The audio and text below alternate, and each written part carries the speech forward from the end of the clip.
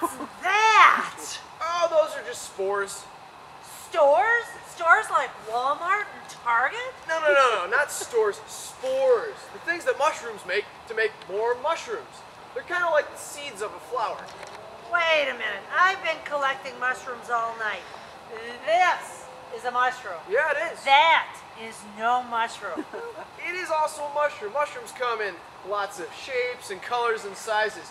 Why are you collecting mushrooms? And who are you anyways? Well, I'm Vivica, a fox, and I am collecting mushrooms to be able to feed my family. We love mushrooms. Who are you? And what do you know about mushrooms? Well, I'm Aaron Burroak, and I've been here for about 140 years, so I've seen a lot of mushrooms come and go. And with nothing else but to look out across the woods, you know, you just gotta pay attention.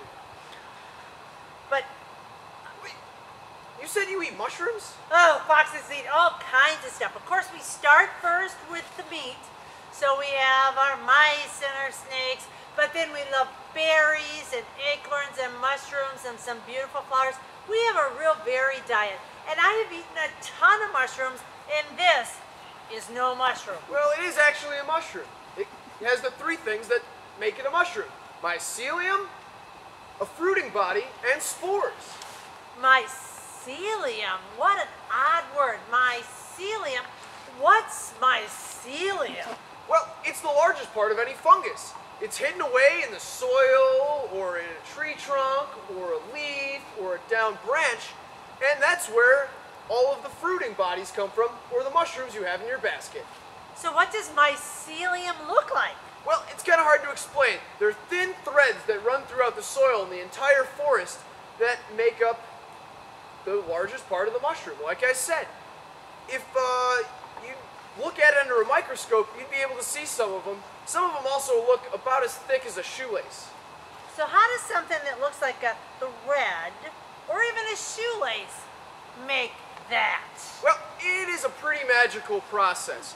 The mycelium of a species in a given area start clumping together, and the larger the clump gets, more and more mycelium show up. Ultimately, it creates the fruiting body like this puffball. That wasn't even here on Monday. Puffball? This is called a puffball? Oh, actually, it's called a giant puffball. What a great name, because it's giant and it puffs out smoke. Well, that's not smoke, Vivica. Remember, those are spores. Spores are either dropped to the ground or on a windy night like tonight, blown in the wind, sometimes all the way up into the jet stream and goes all around the globe. Either way, the spores make new mycelium. Okay, mycelium. So this is a mushroom. Are there other kinds of mushrooms around here? Oh, you betcha. There are mushrooms all over Ryerson, particularly in the fall. It's the best time to see them. Over here, there are some gill fungi. What do you mean, gill fungi? Only fish have gills. Well, that's not quite true. If you look under the mushroom cap, you can see little thin strands that kind of look like pages of an open book. I see them. Those are the gills, and that's where the spores are made. Gill mushrooms have spores too? All fungi have spores.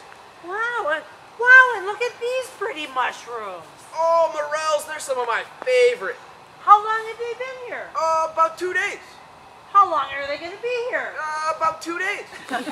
Usually, when a fruiting body shows up, it releases spores, sometimes at a rate of about 10 million spores per hour. But when all the spores are gone, that's no longer necessary, so it just kind of decays or rots back into the soil. But that's not like all mushrooms. Some are perennial or year-round, so like this shelf fungus. Let me see. Yeah, of course. So this guy's been here 14, 15 years, something like that, and every year he gets bigger and bigger and bigger and grows an outside ring. Wow, what a great name. It does look like a shelf. You could put something on it. But does it hurt? Oh, not at all. Actually, we're attached at the hip. Okay, so you've got a shelf fungus, and you have your puffball, Yep. and you've got the gill fungi, and everything just looks like it's in just the right space, in the proper order. You've got some good fungus sway going on here. Oh, thank you. Yeah, I've been trying for years, and I'm finally getting the hang of it. So thank you. I appreciate you noticing. Yeah, and it looks like you got plenty of mushrooms. So I'm going to just take No, this. no, you can't do that. It's illegal to pick mushrooms in the forest preserve. And besides, it can be pretty dangerous too. You never want to pick mushrooms in the woods because you don't know what they are. There are a lot of lookalikes and some of them are actually poisonous. But that's a human rule, right? That's not a rule for foxes. Yeah, I guess that's true. Okay, so I'm going to take this and... No. Just hear me out, all right? I get to see these for 2, 3, maybe 4 days a year. And they're the best part of my fall. It would be just a shame if they disappeared before their time. But you know what? I don't have enough mushrooms for my babies, and they're going to be so hungry. Well, I got it. You know, as a bur oak, I am a pretty prolific seed producer, and I've been told that my acorns are the biggest and the tastiest in the whole forest. So if you look under my drip line, you might be able to find a couple that the squirrels forgot. Wow! I found one! It's giant! Yeah, Can I I told have you. it? Oh, of course. That's all you.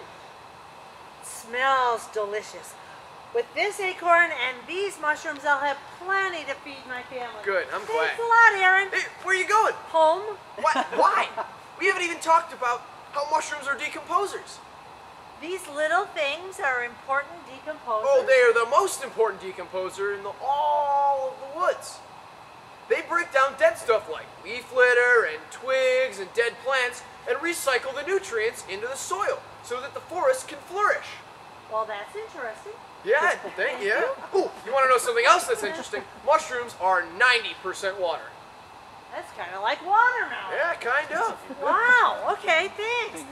Ooh, I got another cool one for you. Did you know the largest organism in the world is a fungus? Really? Yeah. It is 2,000 acres of a mycelial mass. That's like 4 Ryersons. Wow, that's really cool. Yeah, I think so too. That's very cool. Mhm. Okay, well, I need to go feed my children. Oh, So, you know what you're feeding them, don't you? Bioluminescent fungus. I It thought- glows in the dark. I was going to say, I just thought they glowed in the dark. There are 30 kinds in the whole world. Some of it actually exists here at Ryerson I Woods. know. I found them here. It makes it easier to see when they're prowling around. I bet, yeah. Thanks a lot. I'll share that when I go home to my family. All right. Okay. Wait, I know you want to go home, and I know your kids are hungry, but can I tell you one more thing before you go? Just one more thing. Okay, great. This is something that's very near and dear to my heart, Woods, so thank you for listening. You know, ever notice how some of the trees and plants here are pretty big and robust and healthy? Oh, they look so gorgeous Oh, and well, healthy. thank you. But why is that? I'm not sure. Well, it's fungus. No way. Actually, yes, Whit. All of these plants and trees out here have something called a mycorrhizal fungi associate. That means that there's a specific species of fungus that grows on roots of different plants. And they help absorb nutrients and water and make the plants and trees at Ryerson as big and beautiful as they can be. It's working. Well, thank you. You have root fungus? I do. It doesn't smell though, don't worry. Okay. Okay. Well, I do need to go. My family's waiting for me. All So right, I promise all right. I'll come back and maybe you can tell me more about the mushroom, fungi, mycelium, all of that stuff. I would love to. Thank you, Aaron. I Yeah. appreciate it. And don't worry, I'm not going anywhere. Okay. Thanks. Have a good evening.